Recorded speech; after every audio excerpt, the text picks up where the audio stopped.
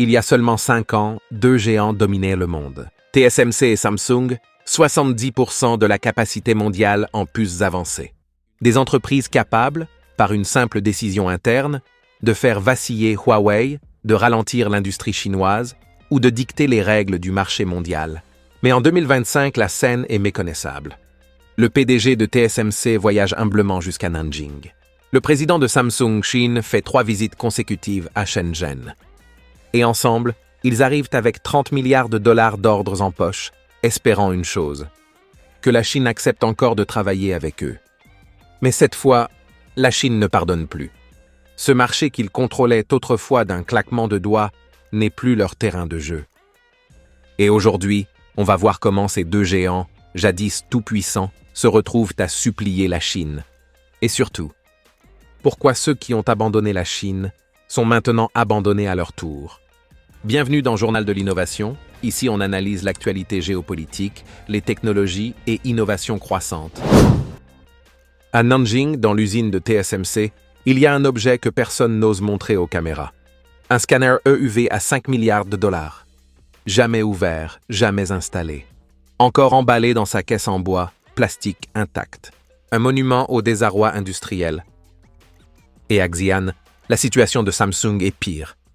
Utilisation de la ligne 12 pouces à 35%.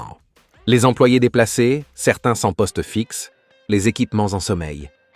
Le contraste est violent, car il y a 5 ans, TSMC et Samsung étaient capables de menacer Huawei de couper ses approvisionnements.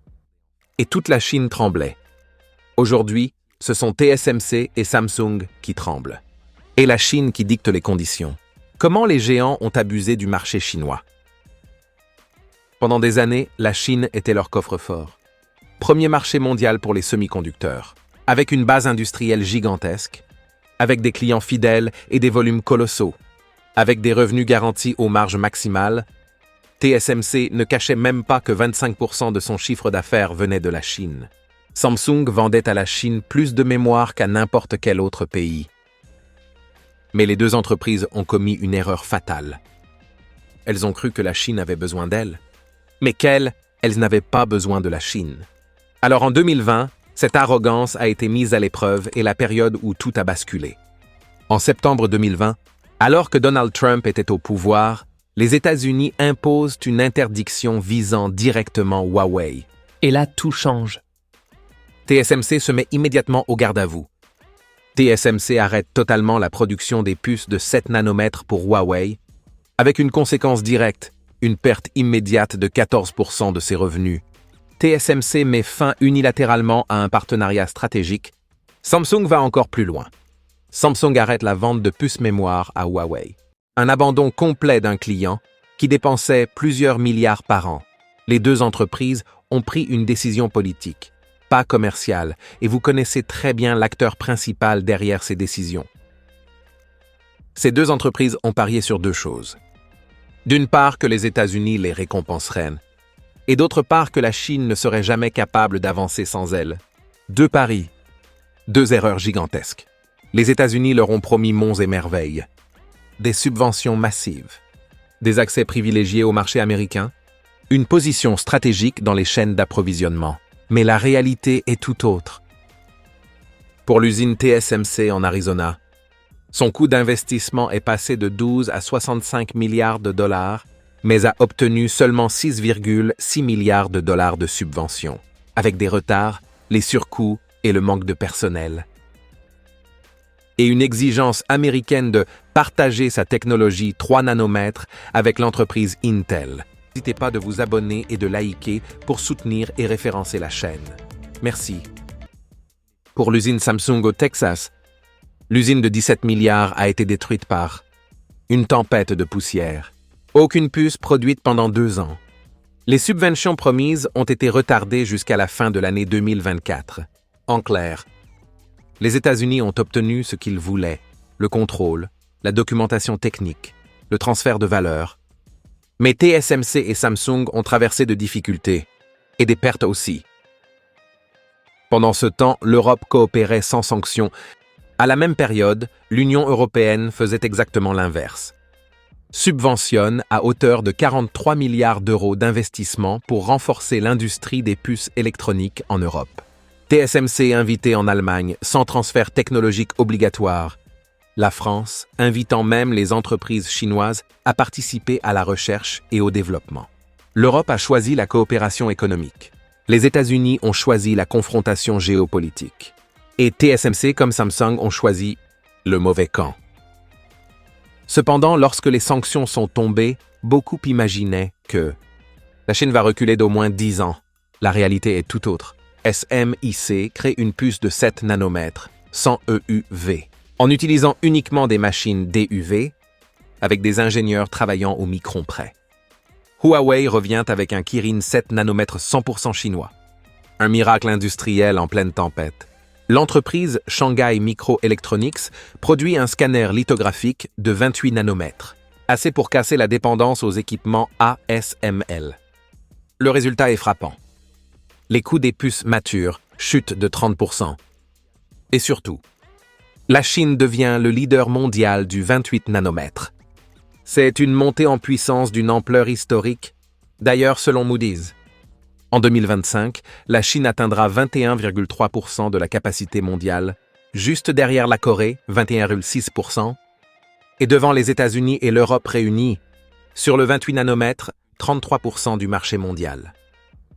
L'entreprise ASML confirme 42% de ses ventes proviennent de la Chine, et que sans la Chine, son profit serait divisé par 2. Pendant ce temps, TSMC passe de 22% de part de marché en Chine à 8%. Samsung chute à moins de 40% sur les revenus mémoire en Chine. Le marché chinois n'a pas puni TSMC et Samsung. Il a simplement avancé et les a laissés derrière. Mais le vrai problème, TSMC et Samsung ont trahi sa confiance. Car la géopolitique est une question de relations humaines. TSMC oublie que Huawei avait payé en avance, sécurisé des capacités et investi des milliards. Samsung oublie que Huawei l'avait sauvé plusieurs fois lors des cycles bas du marché de mémoire. En coupant Huawei du jour au lendemain, en rompant un partenariat stratégique, ils ont brisé la règle d'or du business, la confiance. Et une fois perdue, elle ne revient plus. Résultat, la Chine écrit désormais ses propres règles. Et aujourd'hui, la Chine n'a plus besoin des puces 7 nanomètres de TSMC. La Chine n'a plus besoin de puces mémoire de Samsung. Les entreprises chinoises avancent plus vite que prévu. Les chaînes d'approvisionnement mondiales se redessinent autour de l'Asie continentale. Et quand TSMC et Samsung reviennent aujourd'hui, avec 30 milliards d'ordres dans les poches, la réponse de la Chine est simple. Nous travaillerons avec vous, mais selon nos conditions. Le monde a changé. Contenir la Chine ne fonctionne plus. Pendant que l'Europe a choisi la coopération, la Corée et Taïwan ont hésité et la Chine devient un moteur technologique autonome. Les entreprises qui essaient encore de jouer à la géopolitique, au lieu de jouer à l'économie, finiront exactement comme TSMC et Samsung. Puissantes hier, dominantes aujourd'hui, mais remplacées demain. Selon vous, l'Occident a encore les moyens pour reprendre l'avantage ? Pensez-vous que nos dirigeants ont compris ce qui est réellement en train de se passer?